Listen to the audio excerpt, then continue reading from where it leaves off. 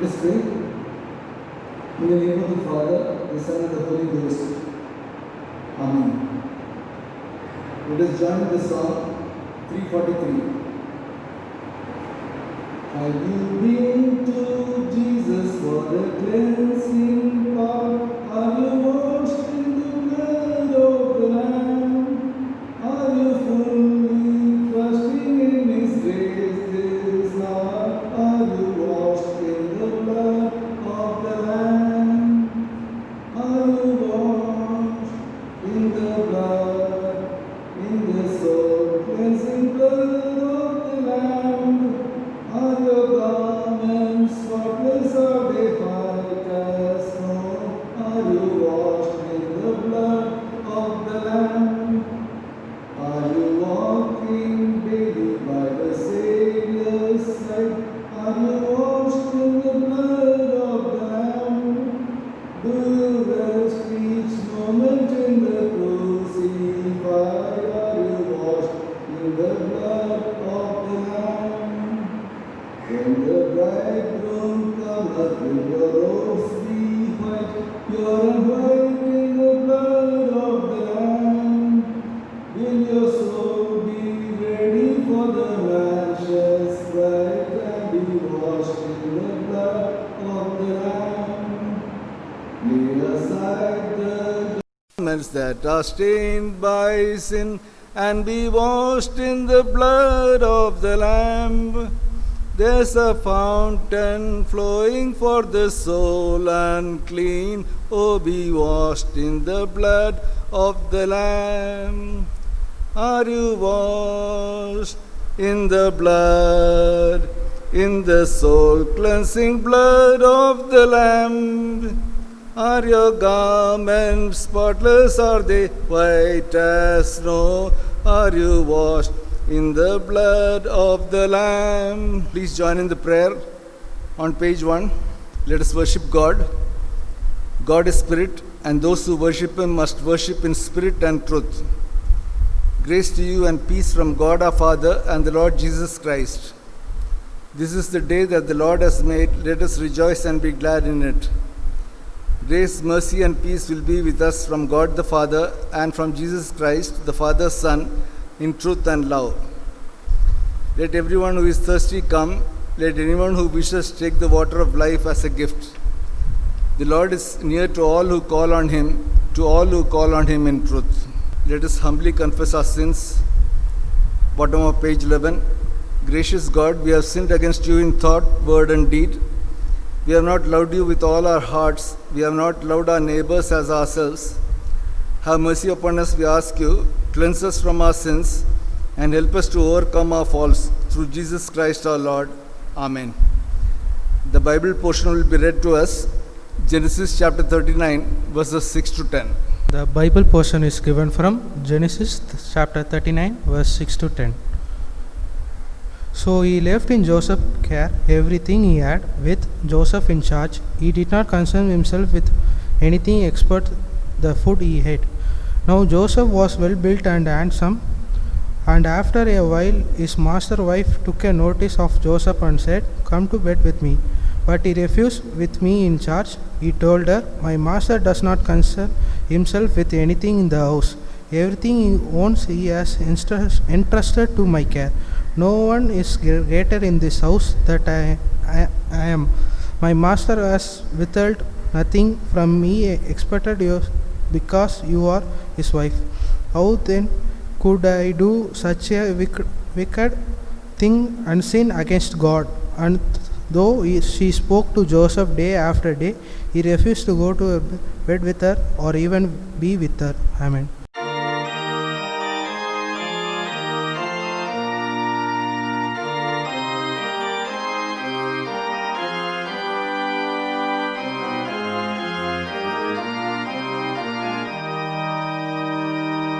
All who believe and are baptized shall see the Lord's salvation.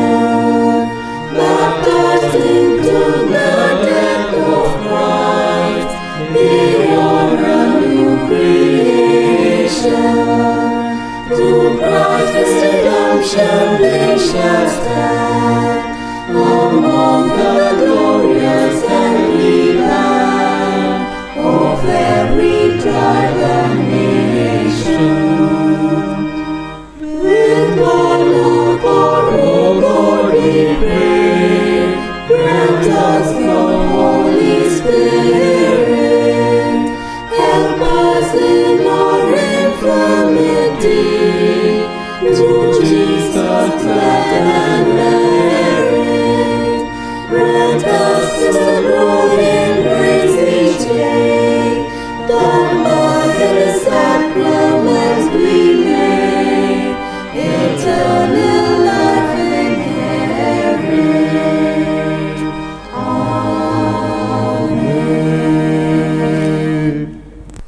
pray.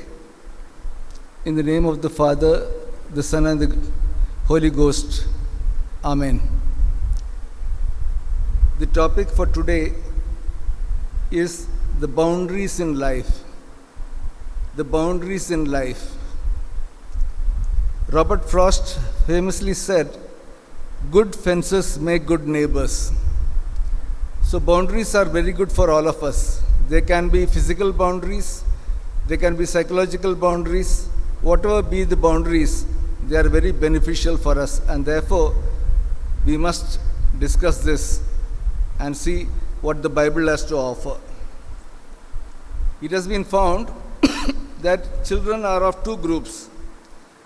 One group is they are very clear what they should do. They leave home at a particular time and they are sure to reach back home by a particular time. And that is called curfew. And the other group is they are totally free. They can do whatever they want. And study after study has shown that the children who are set free without any boundaries are the people who get into all sorts of problems: murders, drugs, abductions, kidnappings, and so many other things, getting lost forever, getting killed. But those children who grow up with boundaries, they are seldom lost, they are seldom fall into indiscipline, and they lead a very regular life. When I was growing up, every morning I had to wash the two cycles which were there. One was the gent cycle my father used to use, and the other was the ladies' bicycle which I used to use for going to school. And polish 3 pairs of shoes, mine, my father's, and my sister's. Luckily my mother used to wear only sandals.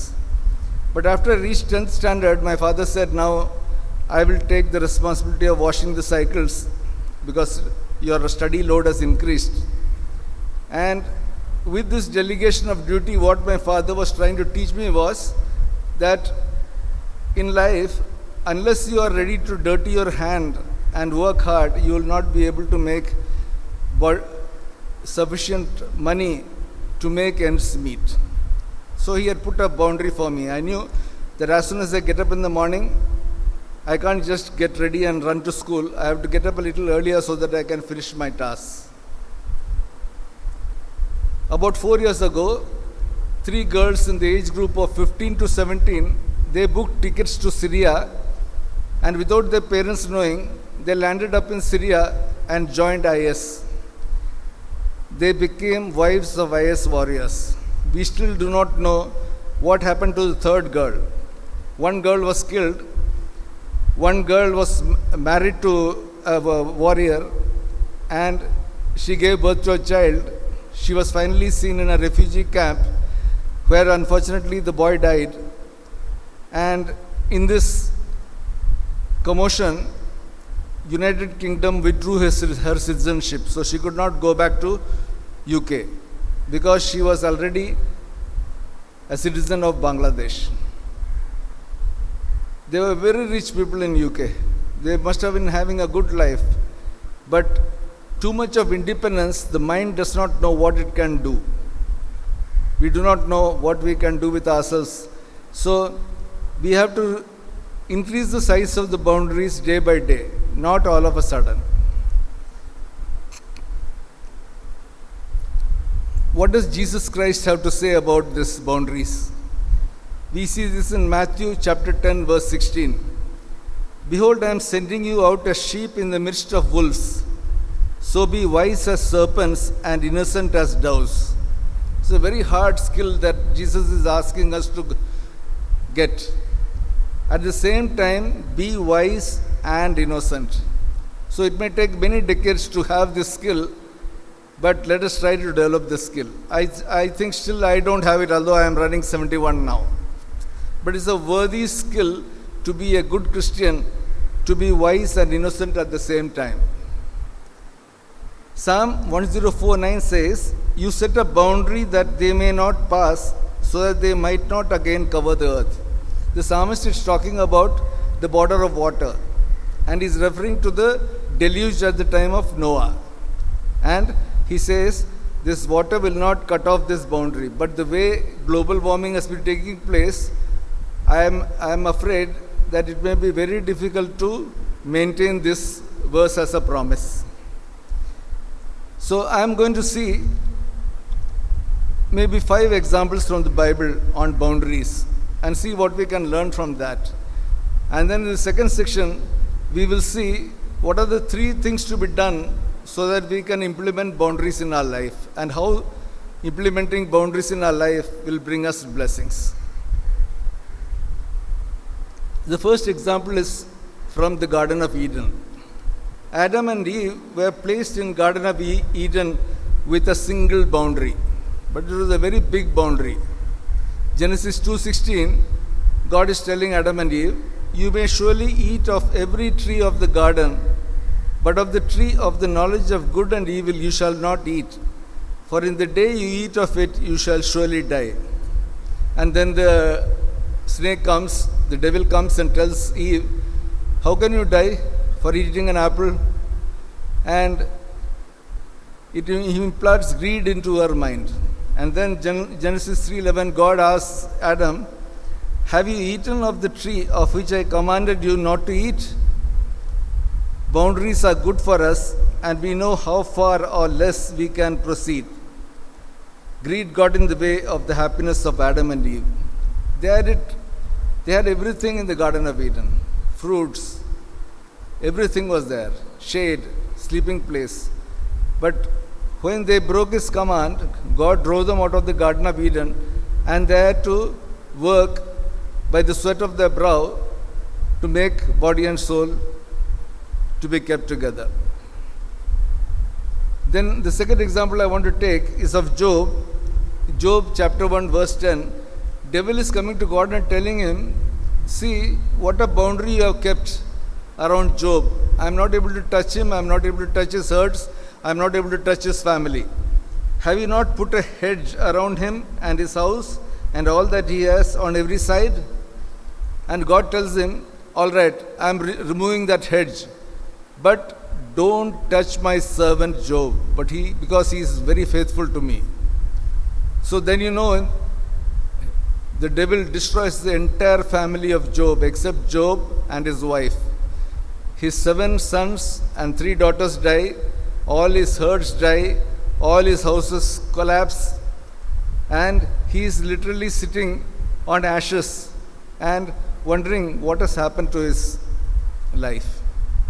And then at the latter part we see God restores everything back to Job. He again has another 7 sons and another 3 daughters, and the quantity of his herds increase. His camels, his donkeys, his sheep, they all become double. So there's one very important lesson that we learn from Job. God did not allow the devil to touch either Job or his wife.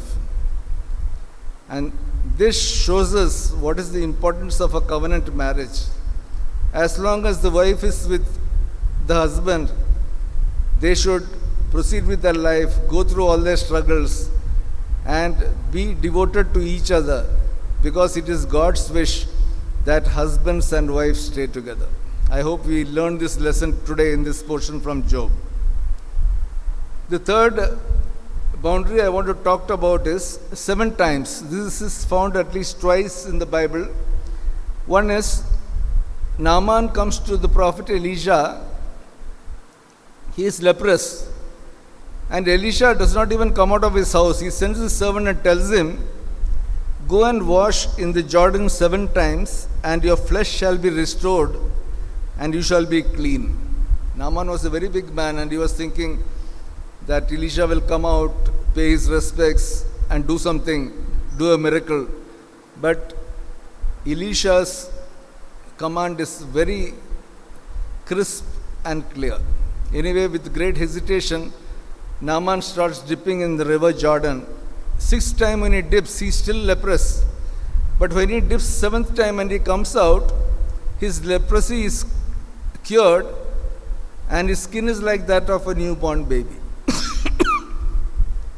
So the boundary was 7 times.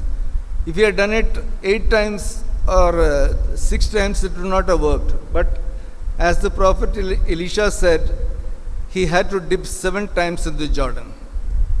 The second example of 7 times I have taken from the Israelites conquering Jericho. This is found in Joshua chapter 6, verse 15. On the 7th day, they rose early at the dawn of day and marched around the city 7 times. And verse 20, at the 7th time the people shouted and the trumpets were blown.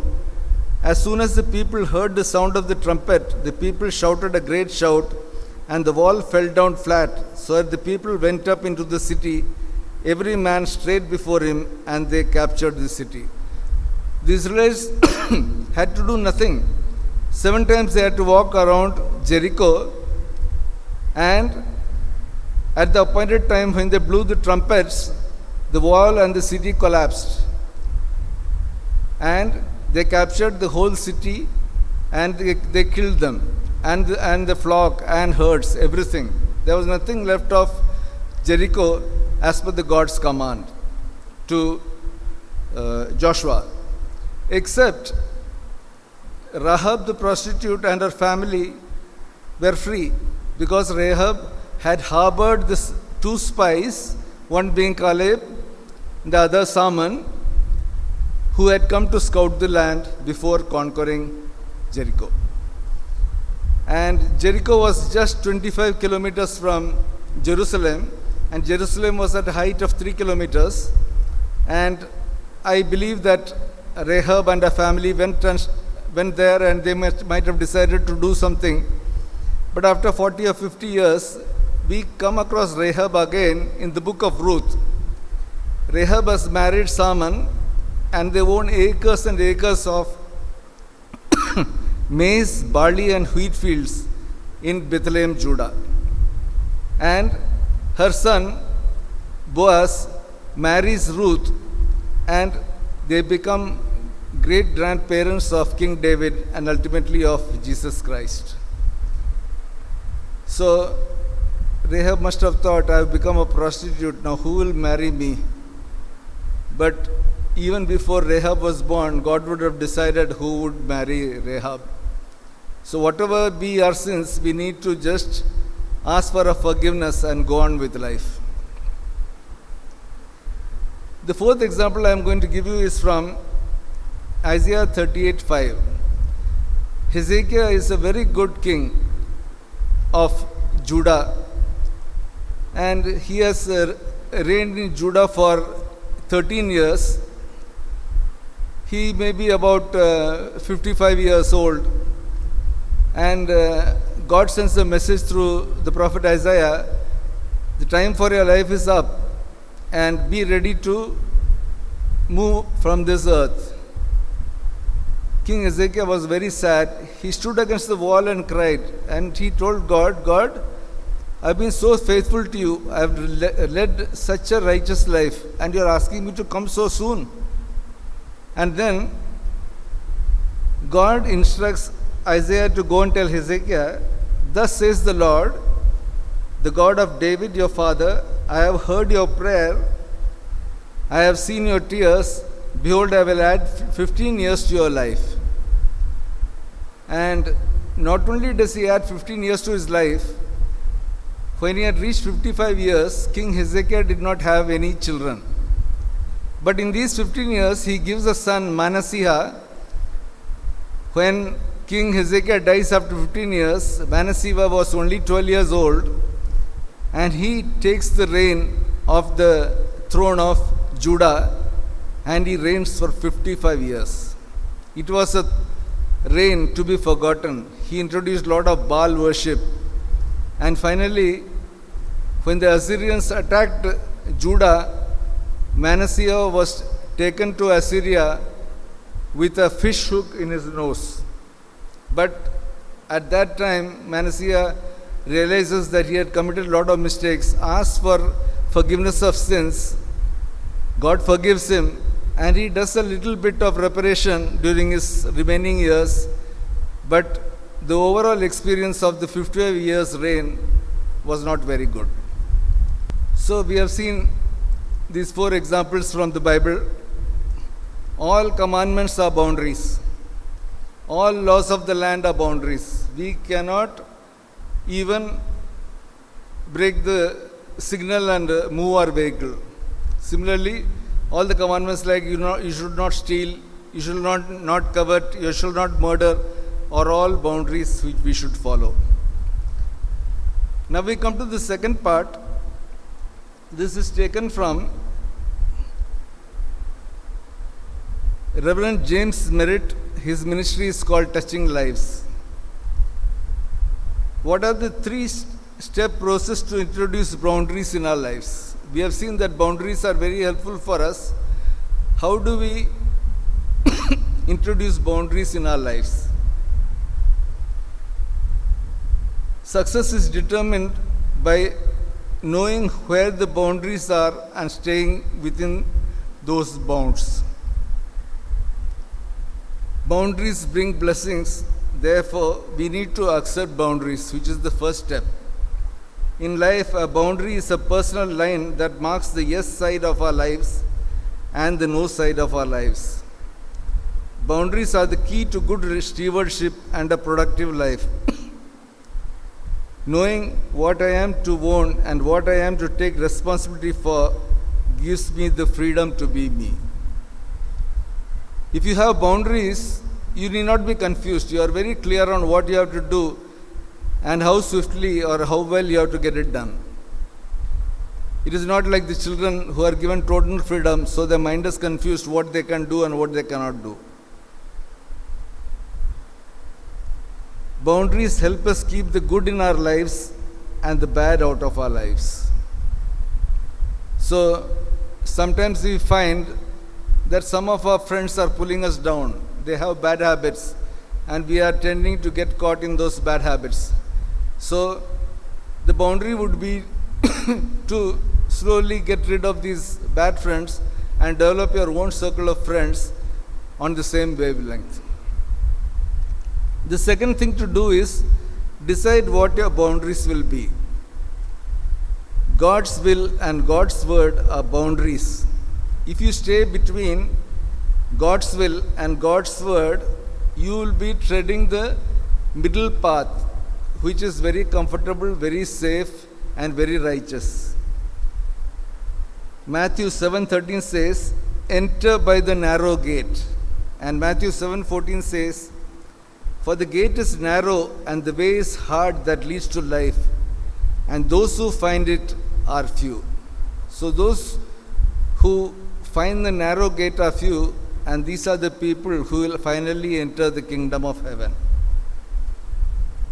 And the examples are Daniel and Joseph. Daniel chapter 1 verse 8.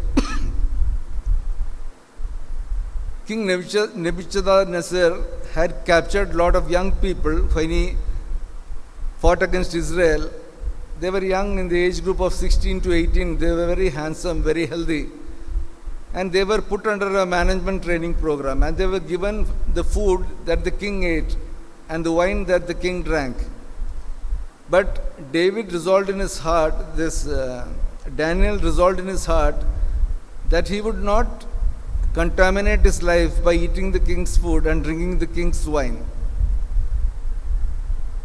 And Daniel 1:8 says, Daniel resolved that he would not defile himself with the king's food or with the wine that he drank. So he talked to the eunuch and he said, "Try me out.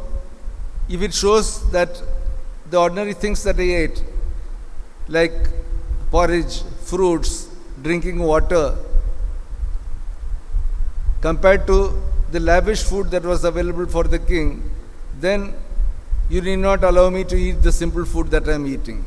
And it so happened that his face glowed as if he had eaten the king's food. So even in this situation, Daniel was not willing to compromise his belief in the God Almighty.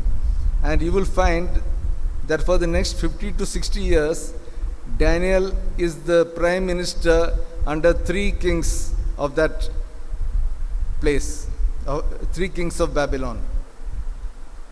And the other example is Joseph. That was the portion read to us today.